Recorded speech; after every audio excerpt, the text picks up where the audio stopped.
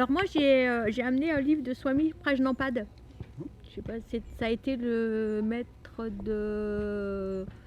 du jardin. C'est ça. Je sais plus son prénom. Alexandre. Je sais pas. Ouais, Alexandre du Jardin. Bref. Du coup, il était scientifique, lui. Il était indien et il a mélangé en fait l'hindouisme et le côté science occidentale. C'était un peu les deux mondes hein, qui se. Donc, je voulais commencer par la loi du changement. Parler de la loi du changement, que ce qui vient s'en va. C'est une loi de la nature. Le changement est la loi de l'univers ou la loi de la nature, dit Swamiji. Changement et nature sont si inséparables que le changement est non seulement le caractère essentiel de la nature, mais pratiquement son synonyme. La nature, c'est le changement. Rien n'est stable, rien n'est immobile, fût-ce un seul instant. Changement dans le temps, changement dans l'espace. C'est la loi éternelle de la nature. Tout ce qui vient s'en va. Rien ne demeure sous la même forme. Rien ne peut venir sans repartir. Rien ne s'en va qui ne soit d'abord venu. Tout a une croissance et une décroissance, une période de force et une période de déclin. Le changement, c'est une forme qui disparaît, une autre qui apparaît. Vous pouvez prendre cette formule comme un mantra. Ce qui vient s'en va. Lorsque votre passé réapparaît, c'est qu'il veut s'en aller. Et à chaque instant se produit un renouvellement. Apparition du nouveau, disparition de l'ancien. Qu'est-ce que le changement? Une transformation? La forme ancienne prend une forme nouvelle. Tout est nouveau simplement parce que tout arrive, rien d'ancien ne demeure. Tout est neuf. Le changement implique d'accepter le nouveau, c'est-à-dire ce qui apparaît, mais aussi de renoncer à l'ancien pour pouvoir accueillir le nouveau.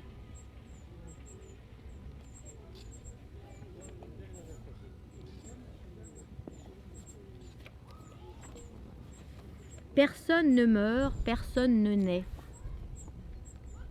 Swamiji ne répondait qu'avec de grandes réticences à toutes les questions concernant la réincarnation ou les vies antérieures. Pourquoi s'en préoccuper, disait-il.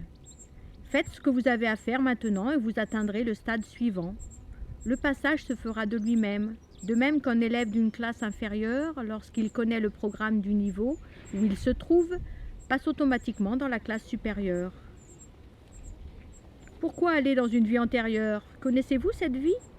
Si vous dites oui, alors très bien. À quoi pensiez-vous il y a une demi-heure? Allons, si vous en avez complètement terminé avec cette vie et que vous vous sentiez encore... Il y a quelque chose que je ne comprends pas et qui me fait souffrir, cela vous conduit à une vie antérieure. Prisonnier de la conscience individuelle, on établit la distinction entre ce qui est matériel, mental, spirituel. Cette séparation est fictive, une pure construction du mental. Tout cela parce qu'on persiste à croire que le « je » est une entité.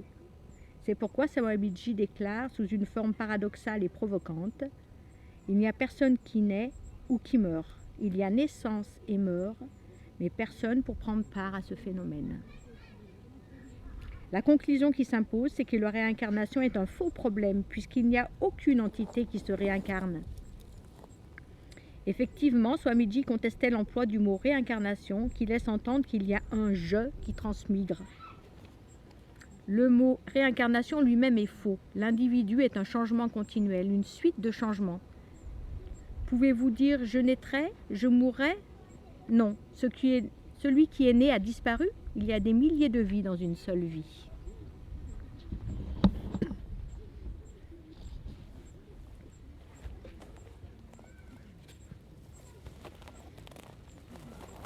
C'est très clair, c'est très édifiant.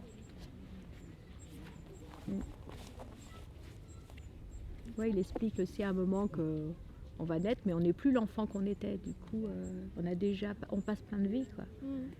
Le bébé n'est plus là, après il y a eu l'enfant. Et il y a quand même une acceptation sereine du changement continuel. Et c'est aussi peut-être une insécurité de notre part, le jeu qui veut que tout soit statique, qu'on ne bouge pas. Programmé. Voilà. Et on est enfermé dans une... Donc on pense que c'est ça qui va mourir, alors qu'on est beaucoup plus grand que ça. Que ce sera une vie de plus, ce sera une différence, une transformation, on ne sait pas exactement quoi, mais en tout cas, voilà. Être grand en soi pour voir qu'on n'est pas un seul, une entité petite coincée. Et c'est aussi bien la notion qu'il apporte là, d'aller, si on va voir les autres incarnations, c'est peut-être parce qu'il y a, on va chercher une explication, mais c'est tout. Et ça, j'aime ça, ce côté-là. Un sens. On va Il y chercher a un sens. assez marqué dans le livre là que je suis en train de lire, que j'aime beaucoup, et il a ce discours-là aussi par rapport à la réincarnation. Je trouve ça assez nouveau, et je suis assez ok avec ça. Vraiment. Sur le livre Transurfing, Oui. il est formidable. Ouais, ça, si vous êtes partant pour qu'on travaille là-dessus, on le fera. Ouais, mais c'est vrai que moi qui ai eu cette formation d'infirmière psy, où j'ai passé des heures et des heures à essayer de travailler sur les traumatismes et tout ça, quand j'ai eu une dimension autre, c'était un soulagement de dire laisse tomber quoi, ça n'a pas d'importance. Mais bon, je ne pouvais pas bien sûr le dire, hein. Il fallait que je sois à l'écoute, mais même intérieurement, expérimenter ça, que ça n'a pas d'importance. C'est comme si moi aussi, je faisais vibrer quelque chose de différent, où l'autre pouvait, même sans s'en rendre compte, lâcher un petit peu de ce qu'il croyait que c'était important, quoi. Oui, parce que c'est l'identification. C'est ça. On s'identifie à nos problèmes, à qui on est. Comprendre d'où ça vient, ce que c'est ça. Ouais, puis on est vraiment dans une petite entité et on tourne en rond finalement. Qui est née hein. Et qui va mourir et qui a C'est sa ça. petite histoire là. Oui, la petite histoire, voilà. Dans l'humanité, Hein? ça fait pas Ouais, grand-chose. ouais. Et puis à force de chercher un traumatisme, on va en trouver d'autres bien sûr. Et ça nous permet de tourner en rond Dans notre bocal. dans notre histoire. Et on ne s'ouvre pas plus. Hein? C'est ça. Oui, c'est tout à fait ça. Mais il est très bien, cet auteur, il est très très bien. Donc se rendre compte qu'on meurt à chaque instant en fait. C'est un peu ça. Ouais. Chaque seconde on meurt à la précédente. On voit déjà qu'on va vers... il y a une orientation là déjà qui s'installe, qui est aussi très agréable dans ce sens que tout change. Et aussi une espèce de sérénité dans tout ça. Parce qu'on n'est plus obligé d'attacher de l'importance à notre histoire. On nous a tellement bassiné que on était tous des traumatisés, on était tous des blessés. Et puis on cherche et finalement on ne s'élève pas. C'est un moyen aussi de tourner en rond et d'éviter cet éveil. Alors moi, traditionnellement, je suis dans un groupe celle qui m'empêche de tourner en rond. Donc je veux bien endosser ce rôle-là aussi aujourd'hui. Et je sens que ça résonne là. Il y a un truc derrière au fond avec la petite main qui me fait ouh, vas-y. Là, c'est le côté très spirituel et très inspirant que j'aime aussi. Et j'ai un peu côtoyé les bouddhistes et ça m'a ouvert un horizon qui était pour moi totalement inconnu parce que j'ai été élevée dans une famille très catholique, moitié catho, moitié protestant, où les choses sont quand même très figées et la mort, waouh, ça plombe. Hein, c'est le sujet qui fait peur. C'est ça, si t'as été sympa, tu vas au paradis et on sait pas trop où c'est. Si t'as pas été sympa, tu vas aller en enfer et là, ça, tu vois, c'était vraiment ce schéma-là. Et assez tard dans ma vie, j'ai rencontré des bouddhistes avec qui j'ai passé du temps et ça m'a ouvert justement à autre chose. Et là, je me suis dit, ça n'a pas l'air si affreux, ça n'a pas l'air si horrible en fait. Il y a peut-être des choses à... Donc j'ai beaucoup travaillé sur le sujet. Et moi, ce que j'aimerais bien dire quand même, c'est que je crois qu'on n'a pas le choix de toute façon. À partir du moment où on arrive sur Terre, on sait qu'on va repartir un jour, que notre enveloppe terrestre va s'éteindre, etc. Et je pense que plus tôt on a compris ça, et plus vite on se débarrasse de l'angoisse. C'est génial. C'est pas tant ça qui me fait peur. Moi, je suis curieuse. Je sais qu'un jour je vais mourir. Et je vais dire, ça va être bien. Je vais faire des trucs. Je sais pas quoi, mais voilà. C'est pas tant ça moi qui me fait peur. C'est la mort des gens que j'aime, en fait. C'est ça, moi, qui me pose un problème. Et c'est pour ça que je parlais de l'attachement. Et voilà, mon cœur de maman, mon cœur d'épouse, mon cœur d'être humain sensible, c'est avec ça que moi j'ai du mal, avec la mort, réellement. Et quand je dis que je suis l'empêcheuse de tourner en rond, c'est que j'ai toujours l'impression que pour les autres c'est cool, c'est ok, pas de souci. Et là je me dis, ah, j'ai peut-être raté un épisode, peut-être raté un truc où on me disait non, non, t'inquiète pas, c'est pas, je sais pas. Tu vois, il y a cette espèce d'inconfort par rapport à ça. Et c'est pour ça que je rebondis sur l'attachement parce que je pense que le nœud du problème il est là, si tu veux. Et que moi j'aimerais bien avoir votre avis par rapport à ça. Comment vous gérez ça, vous, si c'est ok pour vous, s'il n'y a pas d'angoisse, voilà, moi ça m'intéresse de jeter le sujet sur... Alors pas sur la table du coup, mais... Du coup, tu as balancé le sujet, on peut tous y répondre là, au interrogation milieu de surprise l'herbe. sur 30. Au milieu de l'herbe. C'est pas si évident, parce que je comprends très bien tes interrogations. En même temps, moi je les ai eues. Et j'avais l'impression que si je m'autorisais à me détacher, j'étais quelque part peut-être une mauvaise mère. Ah oui. Hein? Donc ça m'a collé à la peau, parce que d'un côté je sentais qu'intérieurement j'avais besoin de ce détachement, mais en même temps je me demandais, mais est-ce que je les aimais vraiment, ou est-ce que quelque part j'étais insensible? Et au fur et à mesure qu'il y a eu un éveil en moi, je me suis rendu compte que je ne me posais plus la question, parce que le détachement s'était fait. Et que en même temps, quand je vois mes enfants qui sont aussi certains, mais alors complètement à l'opposé de moi, c'est comme si en même temps que je vis ce détachement, en même temps il y a une acceptation qu'ils aient un chemin complètement différent. C'est leur droit. Et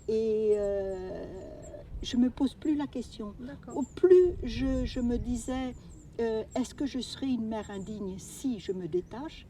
Maintenant, c'est même plus, c'est réalisé, je suis détachée, mais en même temps, je les aime, je dirais aussi fort. Oui, de manière différente. Sinon, avec beaucoup plus, je dirais, l'acceptation qu'ils soient dans des chemins différents.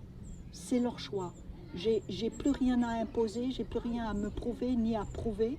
Je le vis. Et tant qu'on se pose la question, j'ai l'impression qu'on on se met une barrière. C'est-à-dire, hein, on se conditionne. Il y a un conditionnement derrière.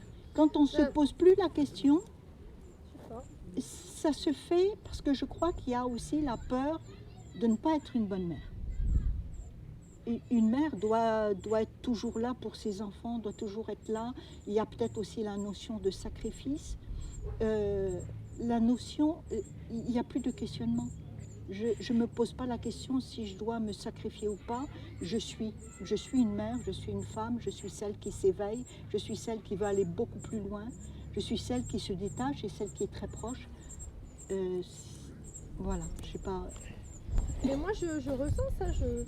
Et puis le chemin de vie des enfants, et je trouve ça magique et très lumineux d'accepter qu'ils ne soient pas dans ce que tu avais projeté pour eux ou de ce que tu avais espéré pour eux, enfin peu importe. Ça, oui, moi je suis ok avec ça maintenant, j'ai vraiment avancé aussi. Moi j'ai eu des parents à chier et du coup oui, je comprends l'idée de la maman qui doit être toujours là, qui doit... Oui, complètement. Je me guéris jour après jour de ce syndrome-là et je m'autorise à faire aussi autre chose. Donc ça c'est complètement ok, mais c'est pas le sujet de la mort. Oui, voilà, mais je comprenais pas ce que tu... C'est-à-dire que... Oui, c'est-à-dire que chaque jour, pour moi, c'est aussi des morts. C'est-à-dire que je me libère quelque part de ce détachement, c'est une mort. C'est quelque part une mort. Après, c'est la mort ultime, où je suis réellement séparée, c'est-à-dire que je ne reviendrai plus, que je prends une autre forme ou autre. Je pense que cette mort-là que je vis à l'heure actuelle, c'est aussi une mort.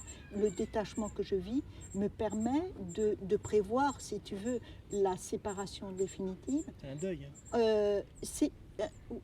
C'est ça. C'est en fait des étapes, mais ça me permet plus de prévoir cette séparation définitive, parce que quelque part, je me sépare déjà maintenant. Lié à ta propre mort. À la tienne, oui, c'est ça. Mais C'est tu ça. voulais dire, c'était de voir partir les enfants. Oui, c'est ça. Parce que moi, ma mort, je voilà. sais que je vais partir. Je suis OK avec ça. Et je suis pas C'était en panique. plus, Et je trouve ça juste. Et je sais que mes enfants survivront sans moi et que l'humanité survivra aussi. Il n'y a aucun souci avec ça. Mais moi, je me dis, c'est pas le vrai problème de la mort, c'est la mort des autres qui, moi, me fait peur, me fait du chagrin. C'est ça qui me fait peur, c'est pas la mienne. Moi, Mais c'est souvent ça, hein. On réalise pas sa propre mort. on l'accepte. On voit très bien que les autres meurent, mais on ne réalise pas sa propre mort. On se dit, mourir, moi, on n'y pense même pas. On sait que les autres vont mourir, mais on ne réalise pas que nous-mêmes, on peut mourir. Et c'est peut-être ça qui nous fait peur, hein, plus profond de nous-mêmes. Hein. C'est qu'on se dit qu'on va mourir et que mourir, c'est être mort, quoi. C'est ne plus être là. Après, tu subsistes sous une autre forme, quoi. Enfin, après, tu sais que c'est pas une mort Bah, après, définitive, oui, mais c'est après- la mort de ton Oui, corps mais physique, mais... Oui, mais ça, après, ça dépend des croyances. Ça dépend des C'est une histoire de croyances, croyances, ouais. après, ça. Hein. Il n'y a rien d'établi, il n'y a rien d'affirmé, Il il n'y n'y a a pas rien de de preuve scientifique. par rapport à ça, en fait. On Comment est d'accord, Il n'y a pas de preuve, par voilà. rapport à ça. C'est Après, on peut vraiment des imaginer croyances. on peut se raccrocher aux branches, on peut imaginer des tas de choses, pourquoi pas. Puis des choses qui nous Mais- rassurent aussi, il faut Oui, bien voilà, le dire. c'est Moi, ça. je trouve ça plus réjouissant, le Bien côté sûr. bouddhiste qui te dit ne t'inquiète pas, Mm. ce n'est qu'un passage, tu vas revenir sous une autre forme. Ouais, chouette, c'est quand même plus sympa Voilà. que tu iras en enfer, parce que ça n'a pas été sympa. Oui, ou qu'après la Mais mort, il y a pas de- peut-être il y a- eu aussi il y a- une volonté de pouvoir. Hein, c'est du pouvoir aussi Ah qu'on bah, a bien sur sûr. les autres quand on les restreint Mais bien dans cette sûr. peur-là. Bah oui. En fait, cherchez pas ce qu'il y a après parce que vous n'avez pas le droit de savoir ce qu'il y a Absolument. après, etc. C'est aussi là, on échappe à tout ça. C'est Exactement. chacun voit aussi. Mais je reviens à ce que tu disais par rapport à la peur des autres, de la mort des autres peut-être plus. Je sais pas, à moins que quelqu'un d'autre veut s'exprimer, mais pour moi, chacun est sur son chemin à lui. Il y en a qui vont partir plus tôt parce que c'est ce qui doit être fait pour eux, et d'autres vont partir plus... On a aussi peut-être ce conditionnement de l'injustice. Mm. Et ça... par rapport à ça, moi j'ai vécu des moments très très durs puisque j'ai eu des notions de mort déjà en tant qu'infirmière. J'ai accompagné un homme qui voulait absolument se suicider. Moi j'ai fait tout pour qu'il vive parce que c'était de mon devoir d'infirmière pour qu'il vive. Et ça a été très compliqué à un moment donné parce que lui il était accroché à un porte-manteau derrière une porte et moi je poussais pour que... Oui. Et je devais avoir, je dirais, le droit qu'il vive. C'était une obligation qu'il vive. Donc j'ai fait tout et tous ces minutes, ça a été une éternité entre le combat que j'avais d'exiger que l'autre vive alors que lui voulait mourir. Mm. Et il y a eu une rupture dans ma vie où, bien des années après, et ça a engendré beaucoup de mal-être. Il est mort du coup? Il est mort. D'accord. J'ai entendu le râle, enfin bon, bref, et en tant qu'infirmière, j'ai dû le laver, m'en occuper, appeler le psychiatre et tout ça. Et ça a été une rupture au point où pour moi, mon devoir, c'était de faire vivre. Mm. Et ça a été compliqué pour moi de continuer, donc il y a eu une démission, il y a eu beaucoup de cauchemars si j'avais fait une faute professionnelle et tout ça. Avec des années, s'il fallait revivre cette situation, c'était de dire je lâche prise parce que s'il veut mourir, c'est son choix. Mhm. Et je n'avais aucune autorisation d'exiger qu'il vive. C'est une approche complètement différente parce que pour moi, il y avait la notion d'injustice et de devoir. Mais dans Là, notre culture, c'est ça. on ne laisse pas les gens mourir. Regarde avec l'euthanasie, les gens qui sont en fin de vie, qui sont dans des souffrances, etc., on ne nous autorise pas à les laisser partir. Donc il y a bien cette espèce de volonté farouche de maintenir la vie coûte que coûte, y compris contre la volonté des gens. Regarde dans ton cas. C'est ça, c'est ça. Et après, c'est vrai qu'avec le temps, c'est là que je me rends compte que j'ai beaucoup changé, que je me suis imposé beaucoup de souffrances, beaucoup de non-estime de soi, puisque je n'avais pas obligé cet homme à vivre quelque part. J'aurais dû, c'était mon devoir, et surtout en tant qu'infirmière. Et après, on réalise que non, c'est le chemin de chacun. Si un enfant part, c'est son chemin. Si moi je pars plus tôt, bien sûr, dans la logique, on se dit, la nature fait que moi je partirai plus tôt. Si ça doit se faire autrement, c'est des étapes différentes. Bien sûr qu'on passe par la souffrance, par l'acceptation, mais quel est notre conditionnement derrière, hein, quelle est la notion d'injustice que je me cache à moi-même? Qu'est-ce qui est injuste, qu'est-ce qui est juste? Moi, ça m'appartient plus. Ouais.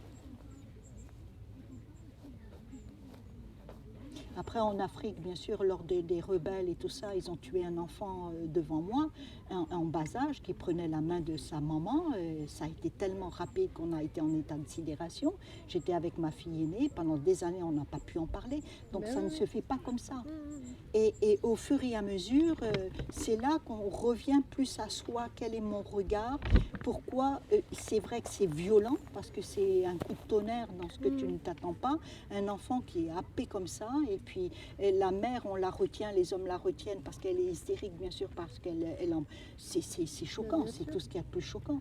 Et puis, on repense à tout ça, mais on revient plus, moi je suis revenue plus à qu'est-ce qui m'a choquée? Qu'est-ce que pour moi fait que la mort aussi violente et choquante? Qu'est-ce qui s'est joué en moi aussi? Et après, bien sûr qu'il y a eu un travail aussi qui s'est fait chez moi, mais en rapport avec ma propre enfance, etc. Donc, et cette notion d'injustice ou de justice n'est plus non plus. Elle a évolué, donc c'est pas... Et sur l'impuissance aussi à voilà. pouvoir tu vois, changer les choses. Mais est-ce qu'il faut les changer aussi? Est-ce qu'il faut les changer? Ou est-ce que oui, il y a eu des rebelles, ils l'ont tué, c'est violent, c'est horrible. Mais est-ce que je regarde avec mon premier regard de jugement ces rebelles? Bon, quand je les ai contactés un peu plus, ils m'appelaient maman. J'ai vu aussi qu'il y avait des cœurs d'humains derrière, malgré la violence. Et qui étais-je pour me dire que ça n'aurait pas dû être fait comme ça. Voilà.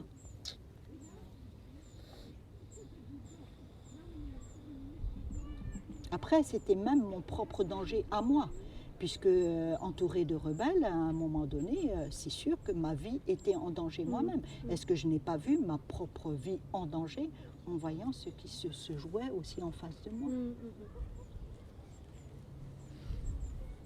C'est peut-être une autre manière d'aborder les choses. Et moi, c'est vrai qu'avec toutes ces années, je me suis abîmée moi-même. Dans ce sens que je voyais la violence à l'extérieur, mais cette violence, quand j'ai vu ces hommes-là vraiment tués, j'avais la même haine en moi. J'étais potentiellement capable, moi aussi, d'être violente. Bien sûr. Bah oui. Donc pas anodin, tu vois. La mort sous les yeux, c'est pas anodin. C'est pas anodin. Est-ce que d'autres veulent s'exprimer? Moi j'avais fait un truc, j'ai inspiré justement ça tombe bien parce qu'on parlait de la mort, dire la mort, la peur de la mort. Et moi je me suis arrêté un peu sur ce sujet justement. J'ai trouvé quelques infos intéressantes. Alors bon, j'ai un petit laïus là que je vais lire tout simplement, comme ça sera plus simple. Donc la mort, c'est l'état irréversible d'un organisme biologique qui a cessé de vivre.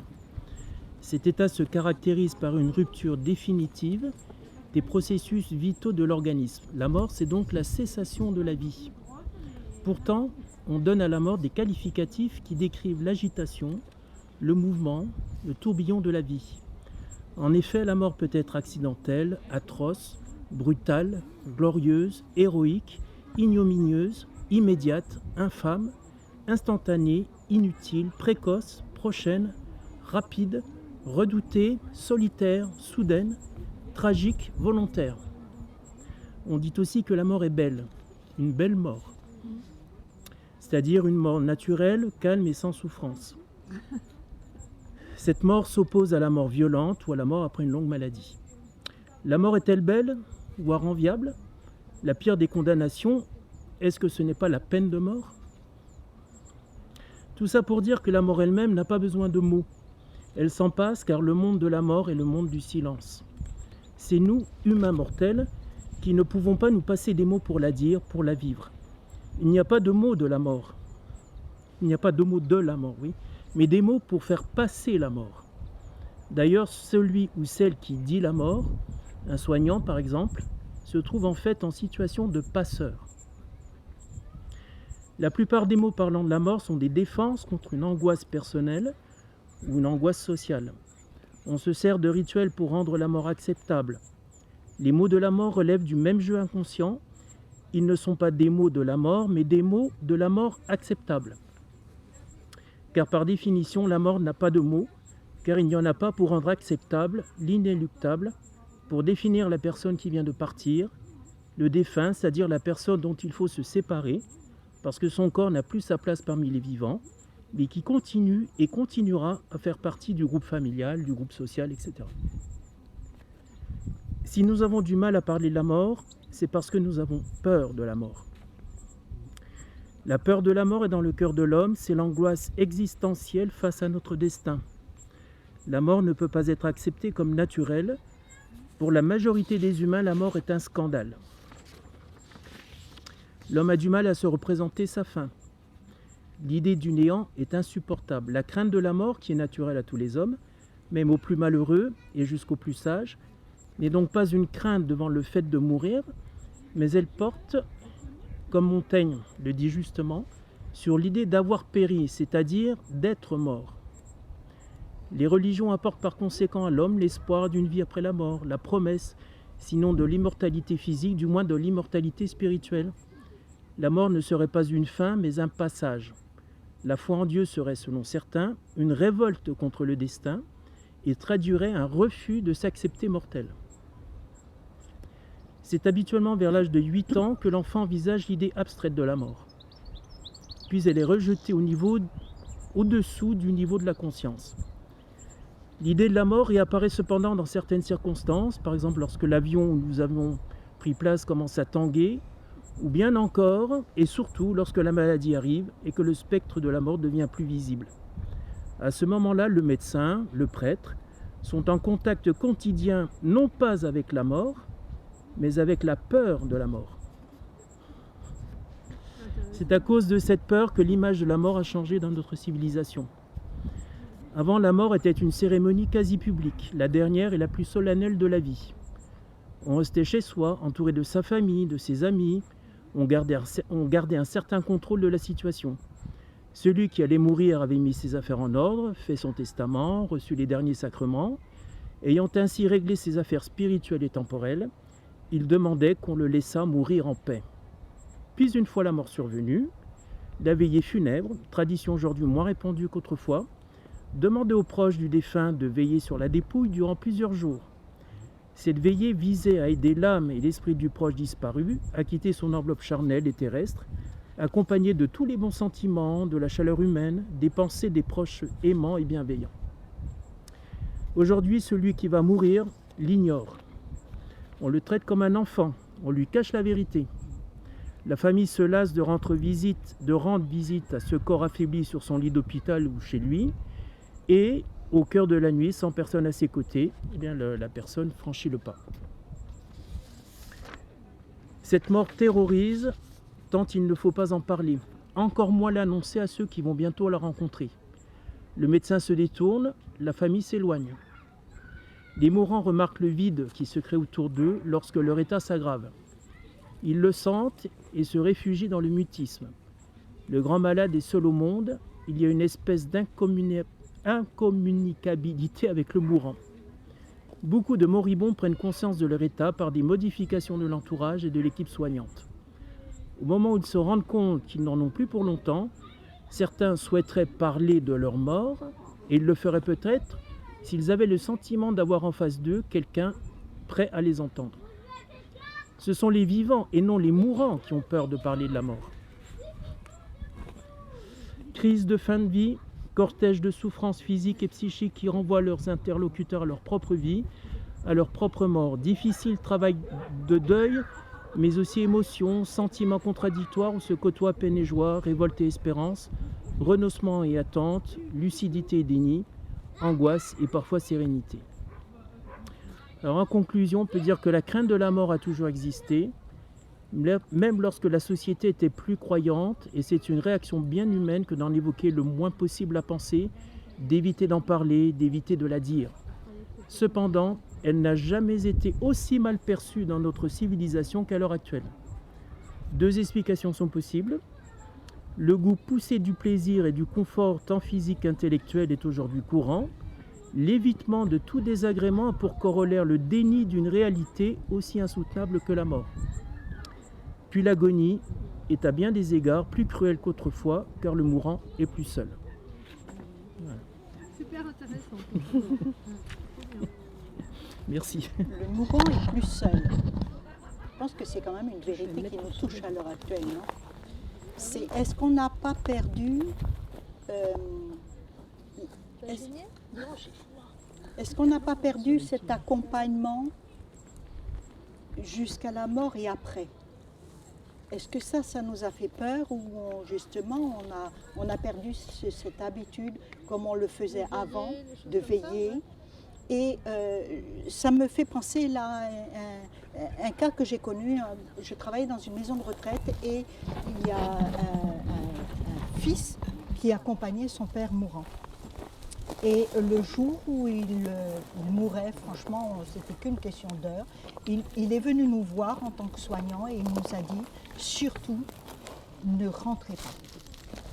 On a l'habitude, on est OK avec mon père et au moment où il franchit l'autre côté, on se parle. » D'accord. Et ça nous a bouleversés. C'est génial ça. Donc on a respecté et à un moment donné, on a compris que le père était parti parce qu'il lui parlait. Et pour eux deux, c'était important qu'ils puissent l'accompagner après. C'est cool. Est-ce qu'on n'a pas perdu ça? Je sais pas, moi j'ai déjà accompagné des gens comme ça. Vas-y. J'ai déjà accompagné des gens qui partaient comme ça, qui se sentaient partir. Et je pense qu'à un moment ou à un autre, je devais avoir l'information aussi. Et je méditais, j'accompagnais la personne. Et à la fin de la méditation, la personne était partie. Ça m'est arrivé 2 ou 3 fois. Et oui, du coup, c'est pas... On ne vit pas de la même façon, en fait, je pense. Des gens qui savent aussi qu'ils vont partir, qui connaissent le moment où ils vont partir, qui ont besoin effectivement qu'on reste avec eux, qu'on leur tienne la main et pour que ce soit plus facile. Mais ça se fait. On accompagne beaucoup plus, différemment, c'est pas beaucoup plus, on accompagne différemment les morts maintenant, mais on les accompagne.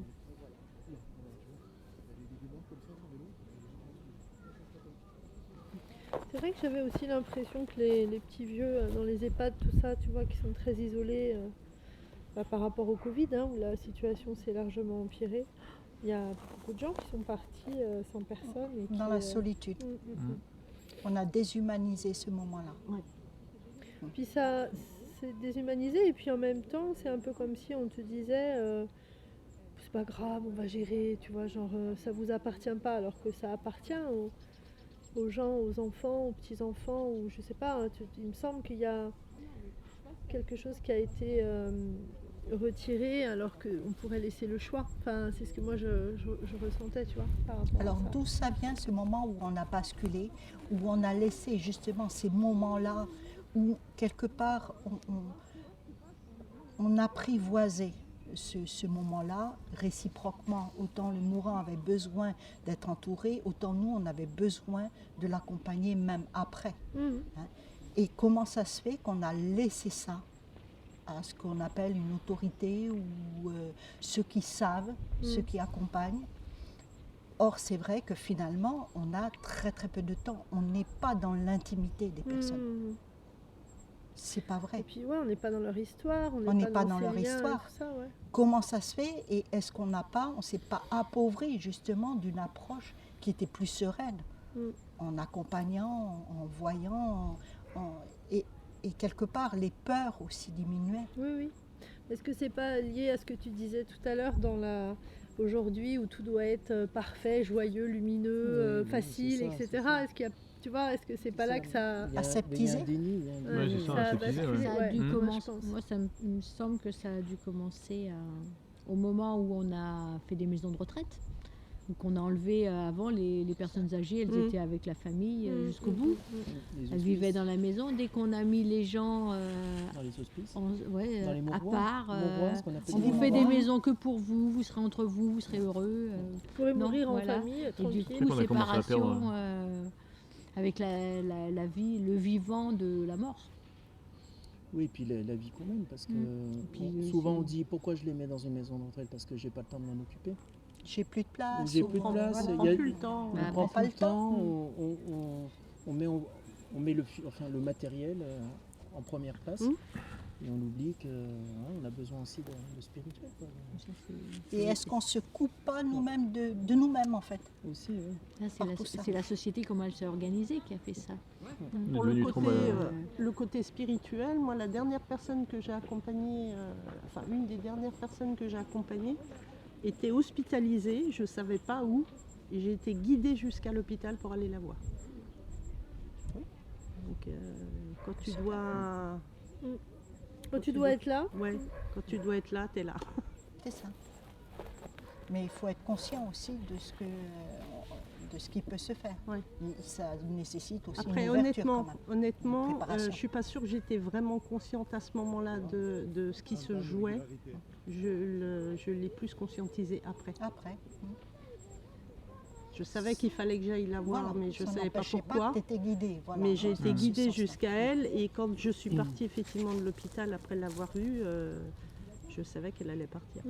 Je savais pourquoi j'étais venue là, quoi. Pourquoi j'avais été guidée jusque-là.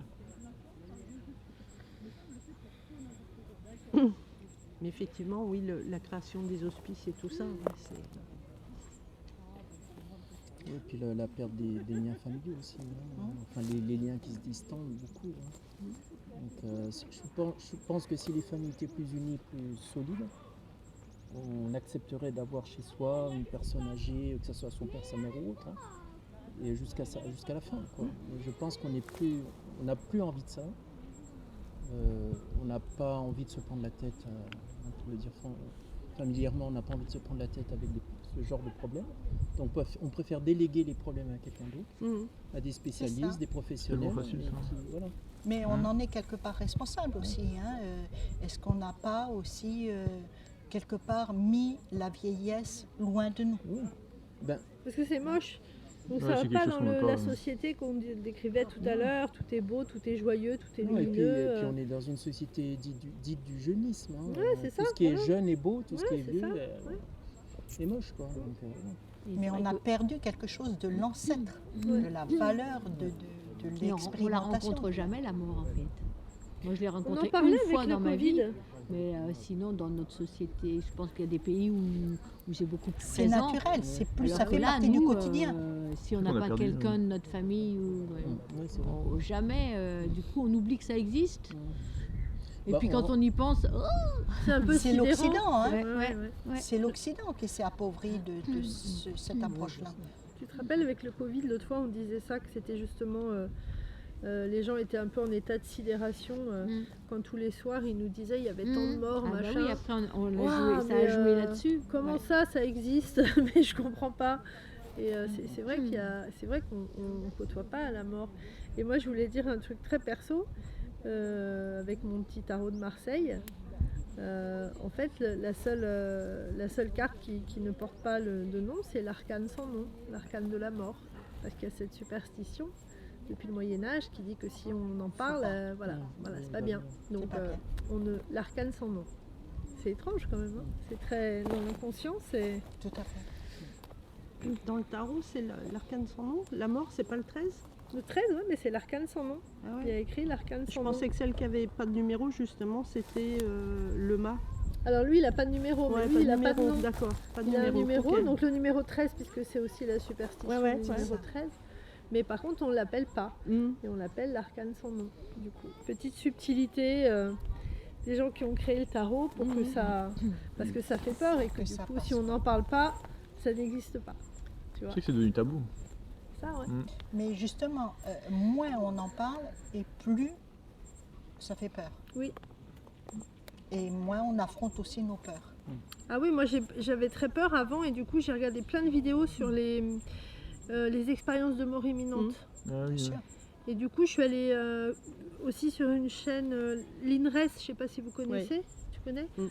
Et ça c'est pareil, c'est hyper intéressant et c'est vraiment sur tout ce qui est ésotérisme, paranormal, spiritualité, donc les expériences de mort imminente, les choses comme ça. Et plus j'avais la trouille et plus j'y allais, je me suis dit allez. Et en fait, je reviens à ce que je disais, ta propre mort finalement c'est pas vraiment un jeu, il faut pas exagérer, mais c'est le côté curieux, ça a pas l'air si terrible que ça. Enfin tous les gens, tu vois, racontent des choses Non, mais ils extraordinaires. ne sont pas allés jusqu'à la mort. Si, ils sont morts, revenus. ils sont revenus. Ah non, ils sont pas allés jusqu'à mourir. Si, enfin moi j'avais entendu la mort, si, ils te disent l'expérience de qu'ils mort sont morts et imminente, en qu'ils fait sont ils sont, revenus, ouais, ils sont Le cliniquement, cœur- ils sont le cœur morts. s'arrête, Ouais, c'est ça. Ah Ouais. Ouais, mais que cliniquement. Bah, c'était vraiment que le cœur s'arrête, en fait t'as plus d'activité, mais du coup après. qu'on ne sait pas. Il y a vraiment. Oui, mais est-ce que du moment déjà, tu reviens, t'as pas fait tout le voyage. Ah non, Non, pas mais tout le après- voyage, mais les Oui, gens ils qui ont disent fait en un tout petit cas. bout de voyage, Ouais, c'est ça, ouais. qui ont ouvert le rideau, tu vois, Ouais, bah, ouais, ils avaient l'air ils ont de vu dire l'entrée. putain, ça a l'air trop bien. Ils ont vu vois, oui, l'entrée, mais c'est après, ça. on ne sait pas. Ils sont qu'est-ce plus qu'il y a au sereins, bout Et des après, Ouais, airs. c'est ça, mais ouais, ils complètement. étaient, Et Ils sont tous les plus gens, sans exception, te disent que ça a changé leur perception vie. de la mort. Mm. Parce que ça les Tout a à fait. allégés complètement d'un fardeau. Tout à fait. Et en fait, ça enlève la peur, tout Ça enlève la simplement, hein, peur. c'est ça. C'est sûr. Ça Après, enlève la pour peur. ceux qui veulent, j'ai le DVD de nos solars. Ah, oui, j'avais vu, c'est ce qu'on avait vu la dernière fois. Tu nous en aussi, non avais C'est ça. Ah oui, on l'a parlé, vu, ouais. Parce que cette période justement où moi j'ai eu beaucoup de personnes qui sont parties autour de moi pendant cette période-là, enfin pendant les quelques années là. Et effectivement, ce film m'a quand même un peu aidé. Ça s'appelle comment? Nos solars. C'est un- Mais, tu le C'est trouves à en voir. streaming. C'est ouais. le dessin animé? Non, c'est pas Ah un dessin d'accord, ok, animé. non, c'est pas ça. C'est un alors, film d'accord. C'est Soul le dessin animé. Ah voilà. Walt Ouais, Disney, ça roule. c'est Ah, il est Soul. trop bien ce film aussi. Il est Bah, génial ça, aussi, mais J'aimerais bien le voir. Alors, en Nos français, solars. ça veut dire notre foyer. Ça veut dire nos notre solars. demeure. Notre demeure. Notre demeure. Notre demeure. C'est pour expliquer un peu ce qu'il y a après, comment ça se passe, tout ça. Et effectivement, moi j'ai eu pas mal de décès autour de moi et je pense que c'est à ce moment-là que je me suis rendu compte vraiment du côté passeuse d'âme parce que j'ai accompagné quand même pas mal de gens autour de moi. Mhm.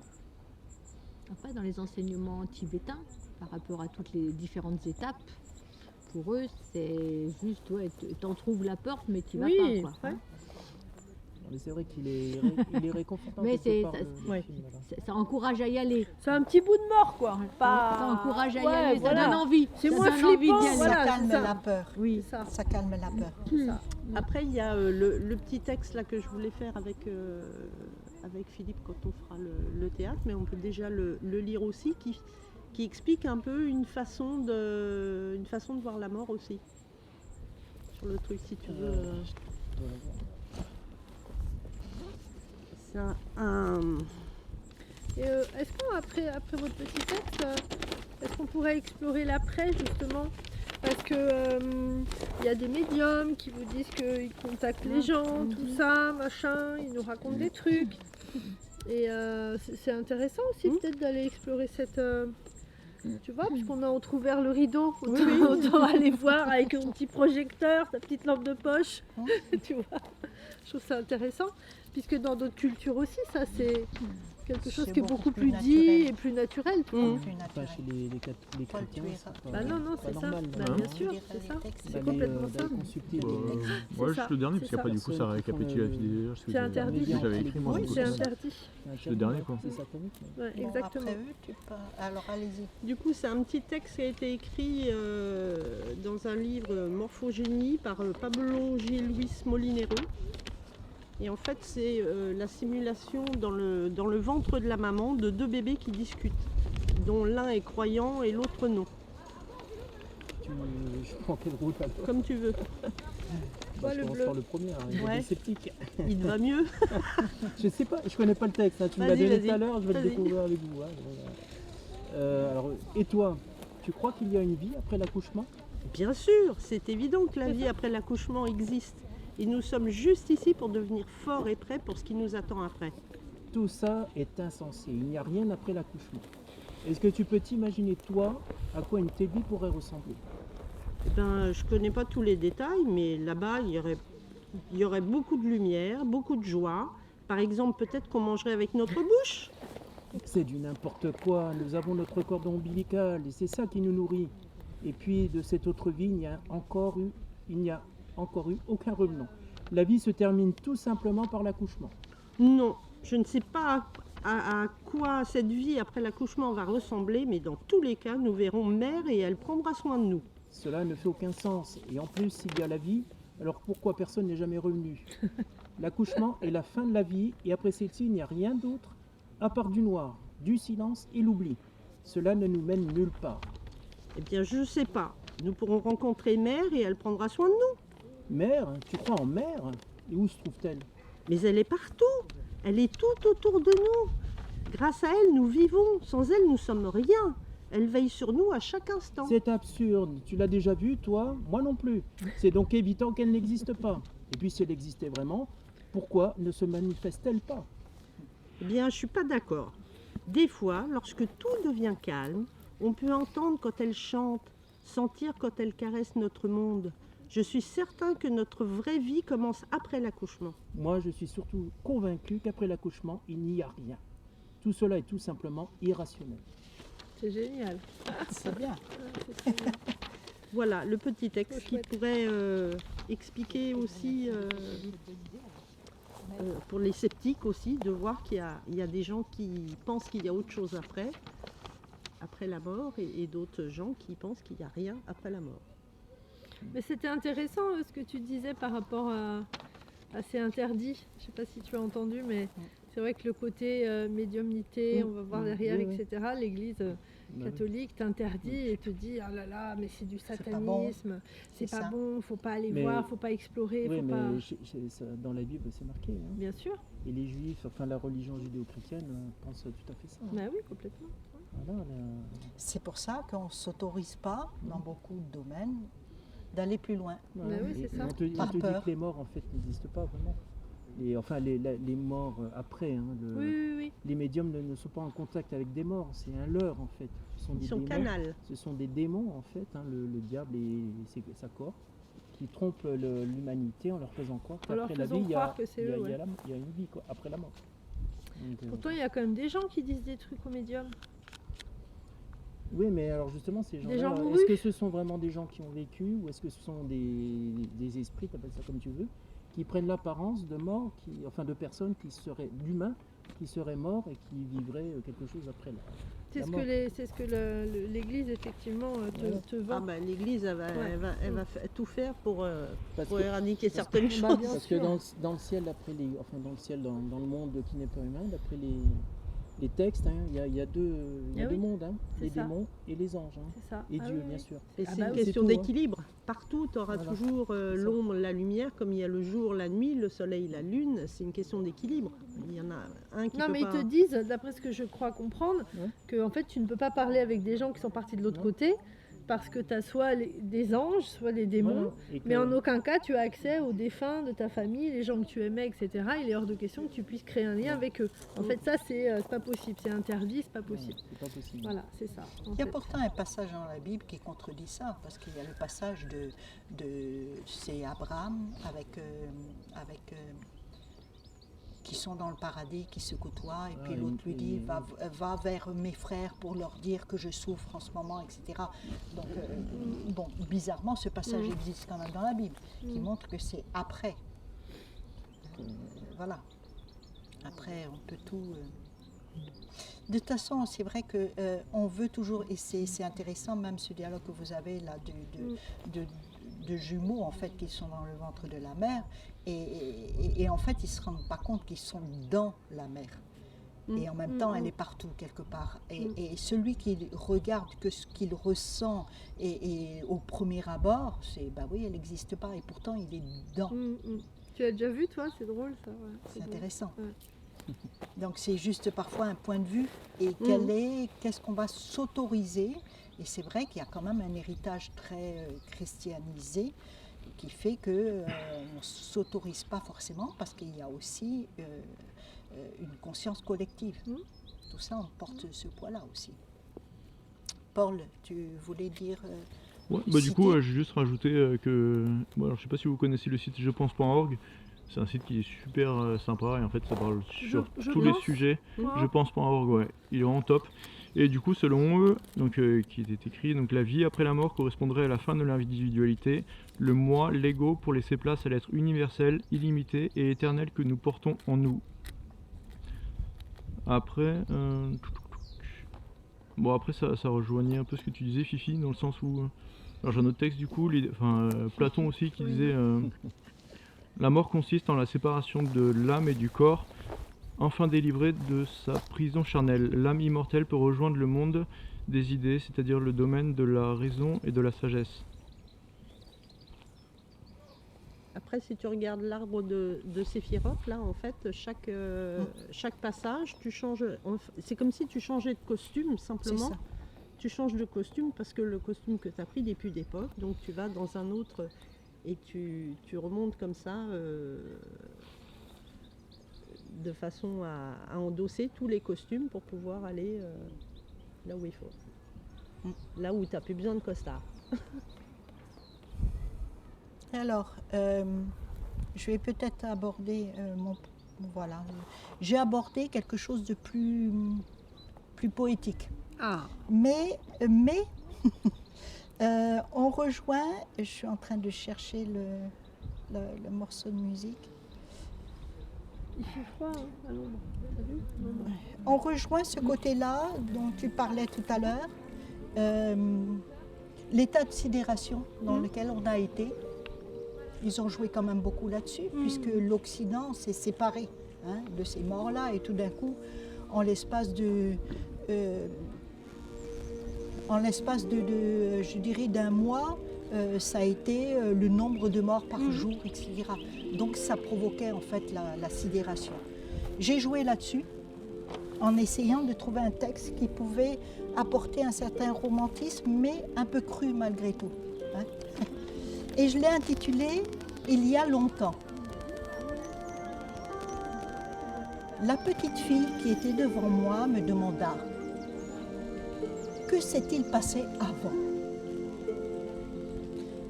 Tu sais, il y a longtemps, le monde était très différent. Et il y avait déjà moins de monde, bien sûr. Et il vivait plus près de la terre. Il connaissait le langage de la pluie, des récoltes et du grand Créateur. Il savait même parler avec les étoiles et il savait parler au peuple du ciel. Ils étaient conscients que la vie était sacrée et provenait de l'union de la terre-mère et du ciel-père. À cette époque, il y avait un certain équilibre et les êtres humains étaient, semble-t-il, plus sereins. En tout cas, ils se parlaient et ils faisaient tout plein de choses ensemble. Mais il s'est produit alors quelque chose. Personne ne sait vraiment pourquoi. Mais les gens se sont mis à oublier qui ils étaient. Ils se sont alors sentis séparés de la terre, des autres et même de celui qui les avait créés. Perdus, ils erraient dans la vie, chacun dans sa direction.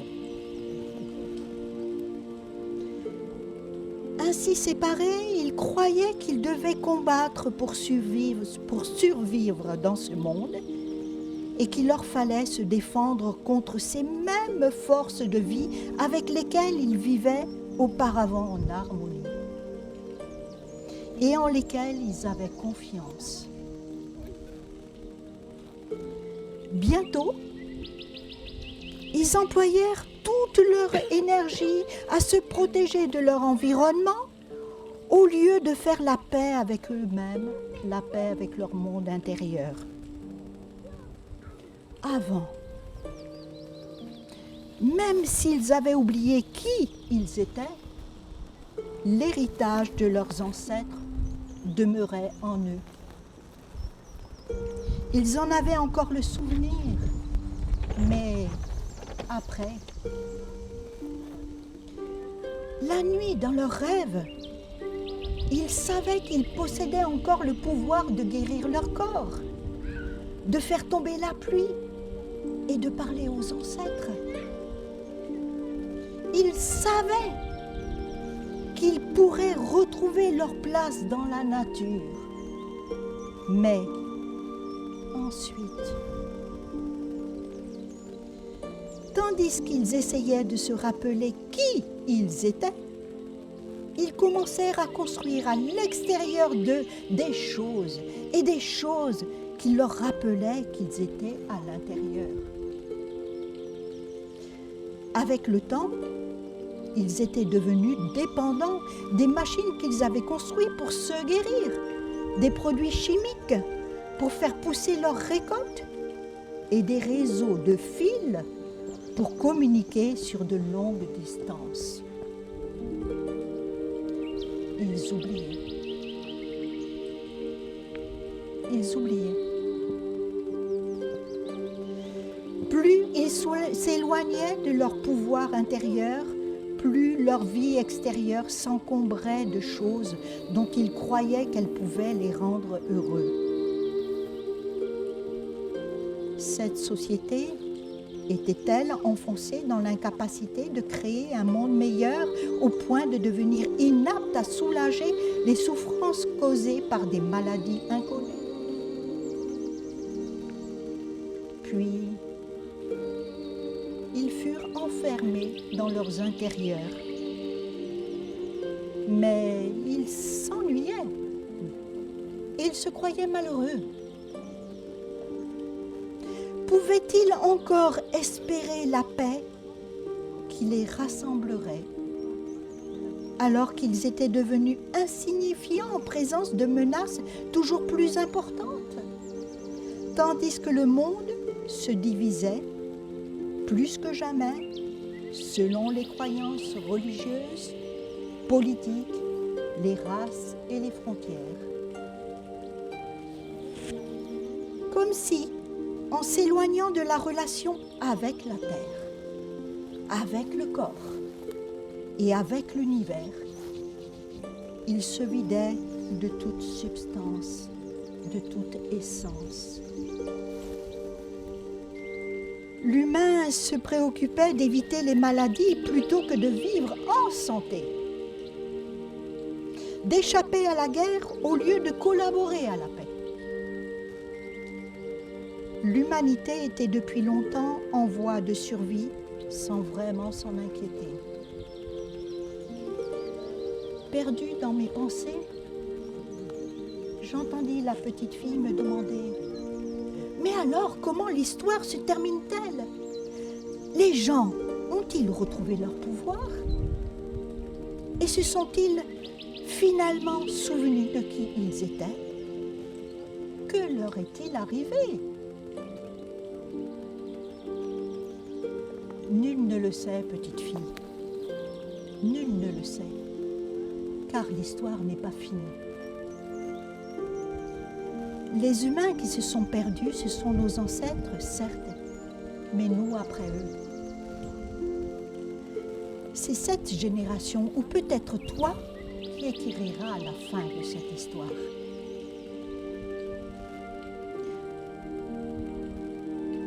Le soleil était couché depuis longtemps.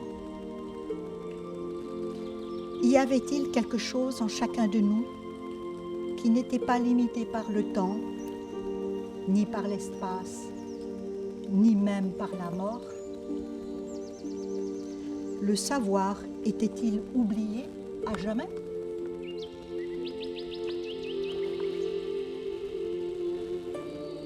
Je suis désolée, petite fille, de te laisser ce monde en héritage.